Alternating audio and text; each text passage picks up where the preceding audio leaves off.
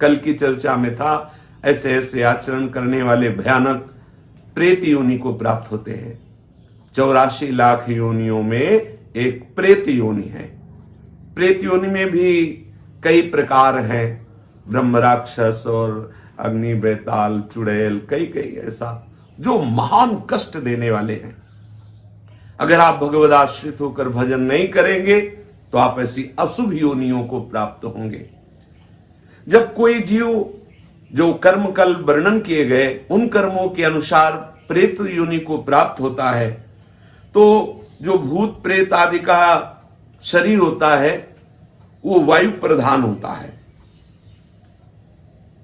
ये मनुष्य शरीर में किसी भी द्वार से प्रवेश कर सकते हैं, आंख से, कान से, त्वचा से, किसी भी द्वार से प्रवेश कर जाते हैं और ये प्रवेश करके मनुष्य को बहुत क्लेश देते हैं। जब किसी के ये शरीर में प्रवेश होते हैं तो इनका वास होता अहम की वृत्ति में। मैं इसमें तो जीवात्मा वास करता, तदात्म भाव जीवात्मा करता है उस अहंकार में, मैं में। लेकिन उस अहम की वृत्ति में ये प्रेत जाकर के अपना वास बना लेता है और वहीं से वो समस्त इंद्रिय आदि पर शासन करता है। वो जैसा चाहता है वैसा व्यवहार उससे कराता है, इंद्रियों को अपने अनुसार चलाता है। फिर वो प्रेत कभी कभी कर्मों का भोग प्रकट होने पर एक शरीर में कई प्रेत आकर के वास कर देते हैं और उसको महान कष्ट देते हैं। पर यह है कि भूत प्रेत सबको नहीं सताते। ये स्वतंत्र नहीं कि जिसको बनाया उसके ऊपर चढ़ गए, उसे क्लेश देने लगे। ये मल द्वार से, मूत्र द्वार से, नेत्र द्वार से, घ्राणेन्द्रिय के द्वार से, श्रवणेन्द्रिय के द्वार से, त्वगेन्द्रिय से ये प्रवेश कर जाते हैं। अहम वृत्ति में जाकर के इंद्रियों पर शासन करते, नाना प्रकार के क्लेश उस शरीर को देते हैं। लेकिन ये हर एक शरीर में प्रवेश नहीं हो सकते, इनके ऊपर शासन ये मनमानी नहीं कर सकते। भगवान भूतेश्वर के शासन में संपूर्ण सृष्टि के भूत रहते हैं और जब किसी जीव का वैसा कर्म बिगड़ जाता है तो उसको दंड देने के लिए वो छूट दे देते हैं, तो वो प्रेत उसके ऊपर चढ़ जाता है, उसको वैसी ही बुद्धि दे दी जाती है। बुरी दशा आने के पहले बुद्धि बदली जाती है। वो जाएगा पीपल के नीचे पेशाब कर देगा, श्मशान में ऐसे समय में जाएगा, संध्या काल, मध्याह्न काल, मध्य रात्रि, या संयोग वशात कर्म के अधीन होकर के वो प्रेत उसके सामने आएगा, वो उसे बोल देगा, कोई ऐसी घटना घटेगी, वो अपवित्र होगा, वो उसके शरीर में चढ़कर उसे क्लेश प्रदान करेगा। पर ये पक्का समझ लीजिए, कोई भी प्रेत स्वतंत्र नहीं है कि जब वो जिसको चाहे सता दे, ऐसा नहीं है। आपका जब कर्म बिगड़ेगा, आप अपवित्र होंगे और ऊपर से भूतेश्वर का इशारा होगा, तब वो भूत आकर के आपको दंड देगा। ऐसे स्वतंत्र योनि नहीं तो फिर क्या है, जब जिसको चाहे वो परेशान करे, किसी के शरीर में जाकर के खूब खाए पिए और तो बड़े आनंद का विषय, फिर उसको दंड का। भूत योनि में जो जीव जाता है जलता रहता है। यद्यपि इतने समुद्र नदी आदि हैं, वो जल नहीं पी सकता, कितने वृक्षों में फल नहीं खा सकता, कितना भोजन दुकानों में है वो एक चख नहीं सकता, खा नहीं सकता, वो भूखा प्यासा चिल्लाता रहता है। जब कोई ऐसा पापात्मा, मलिन, अपवित्र शरीरधारी और ईश्वर का इशारा होता है, उसके कर्म बिगड़े हुए जो सामने शरीरधारी आया, तो इशारे पर फिर उसके शरीर में पहुंचता है, फिर उसको जो जल आदि मिलता है उससे वो तृप्त होता है। मनुष्य का कोई बुरा कर्म का जो भोग आता है तभी इनका संयोग होता है। भूत प्रेत उसमें तभी प्रविष्ट हो सकते हैं। ऐसा नहीं है कि वो मनमानी किसी को भी वो सतावे, किसी को भी वो दंड दे। कर्मों का भोग जब तक बना रहता है तब तक उनके शरीर में रहते हैं। जहां कर्म भोग समाप्त हुआ, कोई न कोई निमित्त बनेगा, उसको भागना पड़ेगा। ऐसा नहीं कि किसी शरीर में वो बहुत काल तक बराबर रह सके। यदि रह रहा है तो कोई न कोई कर्म भोग उसका है जो उसको निपटा रहा है। भूत प्रेत कभी कभी संत महात्माओं के सामने भी देखे गए हैं। ये भूत प्रेतों का कर्म समाप्त होने का समय आता है, उनकी योनि समाप्त होने का समय आता है, तब वो संतों के समीप जाते हैं। जो भजनानंदी भगवत प्राप्त महात्मा या भगवत प्राप्ति की प्रबल लालसा वाले संत जन है, इनके दर्शन से, इनके संभाषण से, उनके सानिध्य में आने से उसके सारे कर्म जो प्रेत योनि बनाने के हेतु हुए थे वो सब नष्ट हो जाते हैं और वो मुक्त हो जाता है प्रेत योनि से। इसीलिए संतों के सामने जाते हैं। ऐसी अशुभ योनियां तुम्हें कभी सताए ना, इसके लिए बहुत सुंदर उपाय है। शास्त्र वेत्ता महापुरुष कहते हैं कि पहली बात तो जैसे वृक्षों में है कोई कील गड़ी हो, तो यदि आप भगवत शरणागत हैं, गले में कंठी है, तिलक लगाए हुए, नाम जप कर रहे हैं, तो अगर उस वृक्ष से कील उखाड़ेंगे तो वो आपके ऊपर कोई आक्रमण प्रेत योनि नहीं करेगी। हो सकता है वो कील किसी ने प्रेत को वहां अभिमंत्रित करके कील दिया हो और आपने इसे खिलवाड़ में कील निकाल दिया, संयोग आपका कर्म संयोग बना, तो वो फिर आपके ऊपर। या कोई बोतल जैसे है वो जमीन में गड़ी हुई है, उसमें प्रेत आत्मा को कील दिया गया किसी तांत्रिक ने, वो आपके द्वारा निकाली गई या फोड़ी गई तो आपके ऊपर हावी हो जाएगा। ऐसा होने पर भी यदि आप गले में कंठी धारण किए हैं, नाम जप कर रहे हैं, तो ये भयानक प्रेत योनि आपका स्पर्श नहीं कर सकती, प्रकट भले हो जाए, उसकी इतनी सामर्थ्य नहीं कि वो आपका स्पर्श कर सके। प्रेत योनि तभी आक्रमण करती जब आप अपवित्र होंगे, मुंह जूठा होगा, आप अपवित्र होंगे, आप भगवत विस्मरण किए होंगे, गले में कंठी नहीं होगी, आप भगवत आश्रित नहीं, तभी ऐसा होता है। एक प्रातःकालीन बेला पर घूमने गए थे तो एक भयानक प्रेत प्रकट हुआ, तो घबरा गए, गिर गए।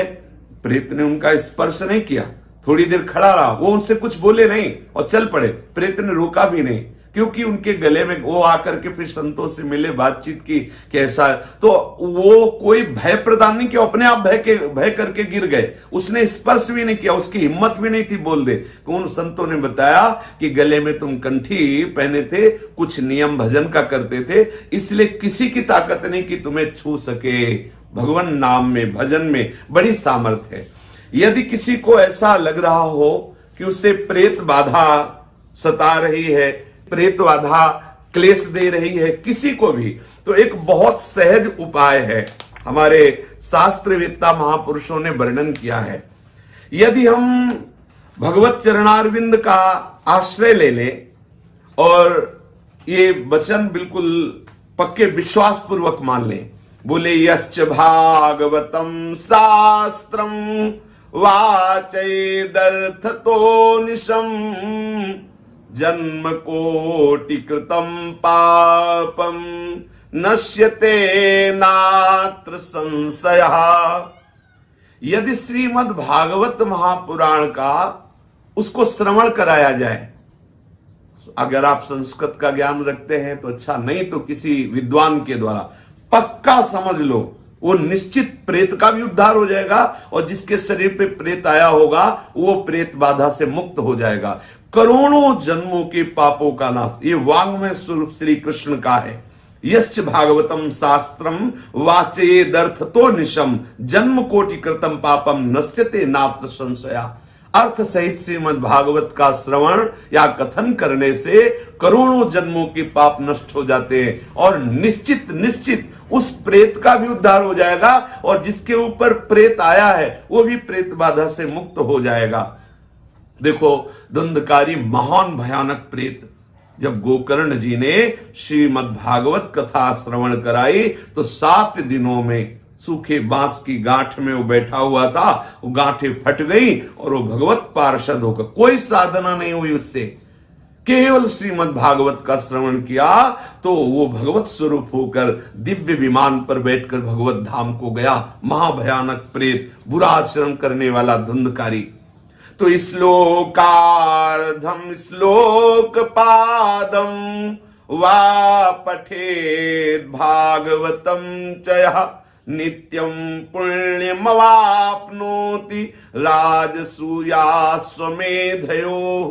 जो पुरुष एक श्लोक याद कर ले भागवत का, मानो संस्कृत का ज्ञान नहीं है तो एक श्लोक, कृष्णाय वासुदेवाय हरये परमात्मने प्रणत क्लेशनाशाय गोविंदाय नमो नमः। आधा श्लोक इतने ही बोल दे, कृष्णाय वासुदेवाय हरये परमात्मने। सामने आपके चाहे जितना भयानक प्रेत हो टिकेगा नहीं। श्री कृष्ण का वाग्मय स्वरूप महामंत्र स्वरूप श्रीमद् भागवत है। एक श्लोक, आधा श्लोक यदि आप उच्चारण करते हैं तो राजसूय अश्वमेध आदि यज्ञों का फल स्वाभाविक आपको प्राप्त हो जाता है। कोई भय आपके सामने टिक नहीं सकता, कोई बंधन आपको बांध नहीं सकता। आप उच्चारण करके तो देखिए, आप रट करके तो देखिए। बोले उक्तम भागवतम नित्यम कृतम च हरिचिंतनम तुलसी पोषणम चैव धेनु नाम सेवनम समम। ये महामहिमा में उपाय है जो श्रीमद् भागवत के श्लोक का, श्री ठाकुर जी की सेवा, उनका चिंतन, श्री प्रिया प्रीतम की सेवा, राधा नाम की सेवा, ठाकुर सेवा, शालीग्राम सेवा, इनका चिंतन, या तुलसी जी का सिंचन, तुलसी जी की आरती, तुलसी जी की सेवा, गौ माता की सेवा, ये जो करता है तो कभी उसे कोई बाधा परास्त नहीं कर सकती। प्रेत आदि तो स्पर्श ही नहीं कर सकते। जो ठाकुर सेवा करते हैं, गले में तुलसी धारण करते हैं, श्रीमद् भागवत का श्लोक याद किए हुए हैं, और जो हरि चिंतन करते हैं, गौ को ग्रास देते हैं, चारा देते हैं, सेवा कर, ऐसे पुरुषों को प्रेत छू नहीं सकते। हाँ, अपना उद्धार कराने के लिए सामने प्रकट हो सकते हैं। बोले अंत काले तु ये नैव श्रूयते सुख शास्त्रवाक् प्रीत्या तस्यैव वैकुंठम गोविंदोपि प्रयच्छति। यदि किसी का शरीर पूरा हो रहा हो और आप उसको भागवत के श्लोक सुना दे, वो सीधे प्रभु के धाम को जाएगा। बड़ी महिमा है। गोपाल सहस्त्र नाम, विष्णु सहस्त्र नाम, हनुमान चालीसा, श्रीमद् भागवत के श्लोक, भगवान नाम कीर्तन, ये महामहिमा में साधन है। कोई भी भूत प्रेत पिशाच ब्रह्म राक्षस ये आपका स्पर्श नहीं कर सकते यदि तुलसी धारण किए हो। गोपाल शास्त्र नाम याद है आपको, विष्णु शास्त्र नाम याद है आपको, श्रीमद् भागवत के कुछ श्लोक याद है आपको, तुलसी सेवा करते हैं, शालीग्राम सेवा करते हैं, ठाकुर सेवा करते हैं, हरिचरणामृत पीते हैं, गंगा जल पीते हैं, यमुना जल आचमन करते हैं, पवित्र रहते हैं, किसी की भी ताकत नहीं है। भगवान नाम कीर्तन करने वाले को कोई सामर्थ्यशाली त्रिभुवन में नहीं जो परास्त कर सके। इसलिए जीवन का परम लाभ श्री हरि चरणों का आश्रय लेकर शरीर को पवित्र रखो, खूब भगवान नाम चिंतन करो, शास्त्र विहित कर्म करो, सबको सुख पहुंचाने की चेष्टा करो, तो ये जो दुर्गति है इससे बच जाओगे। ये जो महान क्लेश देने वाले घातक अशुभ विनायक हैं, इनसे आप बच जाओगे। भगवान नाम महामहिमा में गरज रहा है। खूब नाम कीर्तन करो, प्रभु के आश्रित रहो, यही जीवन का परम आनंद है। श्री राधा वल्लभ लाल की जय।